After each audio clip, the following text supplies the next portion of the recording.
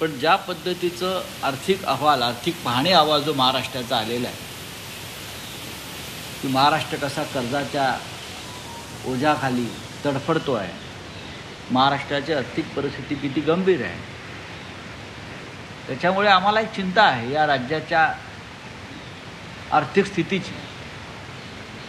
पण राज्यकर्त्यांनी किंवा सत्ताधाऱ्यांनी मतं विकत घेण्यासाठी ज्या पद्धतीनं सरकारी तिजोरीचा वापर म्हणा किंवा गैरवापर केला तो इतक्या टोकाला गेलेला आहे की आता त्यांना मागे हटता येणार नाही.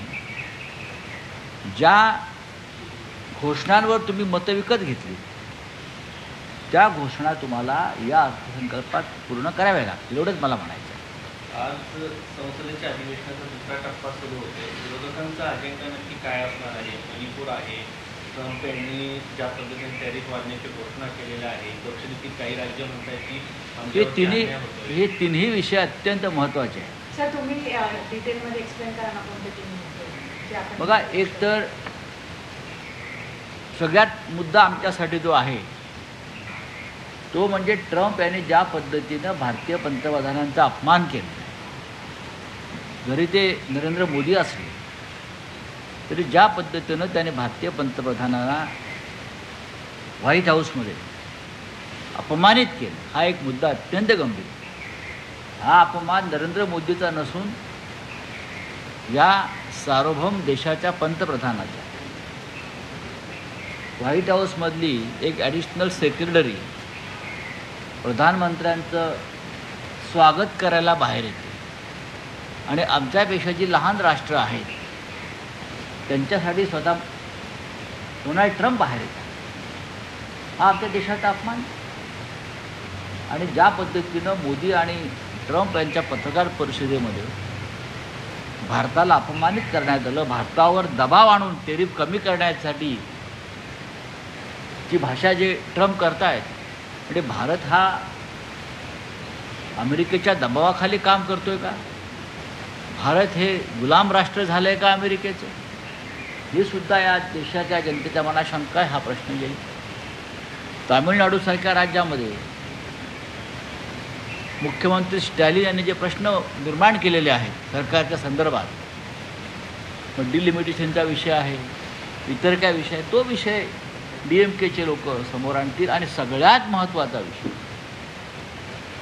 ममता बॅनर्जी पश्चिम बंगालच्या मुख्यमंत्री, त्यांनी बोगस वोटर कार्ड लाखो जी पश्चिम बंगालमध्ये डुप्लिकेट वोटर कार्ड बरं का, ज्याला ECIP आपण म्हणतो,